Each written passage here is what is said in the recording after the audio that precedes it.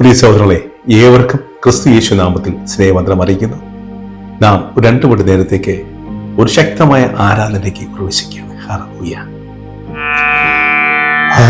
ആരാധന ആരാധന ആരാധന ആരാധന ആരാധന ആരാധന ആരാധന ആരാധന അബ്രഹാമിൻ നാഥനാരാധന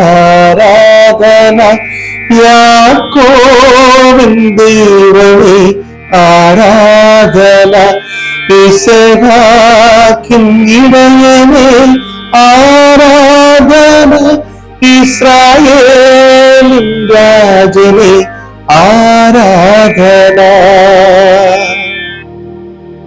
പ്രിയരേ, ഉൽപ്പത്തി പുസ്തകം 4-ാം അധ്യായം 3-4 വാക്യങ്ങൾ.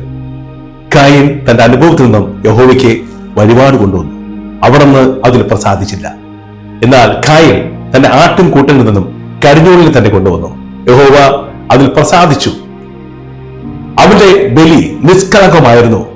അവന് പാപബോധവും പശ്ചാത്താപവും ഉണ്ടായിരുന്നു, അനുകമ്പം ഉണ്ടായിരുന്നു. അവന്റെ ബലിയിൽ കണ്ണീരുണ്ടായിരുന്നു, അവന്റെ ഹൃദയം ഉരുകിയിരുന്നു. ഹല്ലേലൂയ. അതിൽ യഹോവയാദ്യം പ്രസാദിച്ചു. പ്രിയ സഹോദരങ്ങളെ, നമ്മുടെ ആരാധന നാം ദൈവസന്നിധിയിൽ ആരാധിക്കാനായി വരുമ്പോൾ നമ്മുടെ സർവ്വ പാപങ്ങളും ദൈവസന്നിധിയിൽ ഏറ്റുപറഞ്ഞ് നീക്കിക്കളയണം. കായീൻ അത് ചെയ്തില്ല. കായീനിന്റെ മനസ്സിൽ അഹങ്കാരം ഉണ്ടായിരുന്നു. അതുകൊണ്ട് യഹോവയായ ദൈവം അതിൽ പ്രസാദിച്ചില്ല. ഹാബേലിൽ അതെല്ലാം ഉണ്ടായിരുന്നു.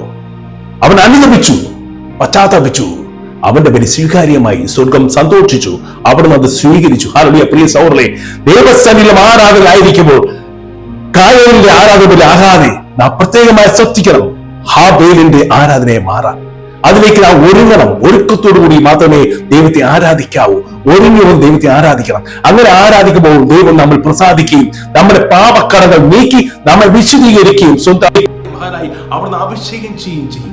അങ്ങനെ ആ അഭിഷേകത്തിലൂടെ ശത്രുവിനോ ആർക്കും നമ്മെ സ്പർശിക്കാൻ സാധ്യമല്ല. അവിടുത്തെ രക്ഷയാ, അവിടുത്തെ പുത്രനായ യേശു ക്രിസ്തു കാൽവലിച്ചിന്റെ രക്തത്തിന്റെ ആ രക്ഷ നമുക്ക് ചുറ്റും നൽകുകയും നമ്മളെ അവിടുത്തെ സ്വന്തം മകളായി അവിടുന്ന് സ്വീകരിക്കുകയും ചെയ്യും. ആകയാൽ പ്രിയ സഹോദരങ്ങളെ, നമ്മുടെ ആരാധന ഹാബേലിന്റെ ആരാധന പോലെ, ആ ബലി പോലെ ആയിത്തീരട്ടെ. ആമേൻ.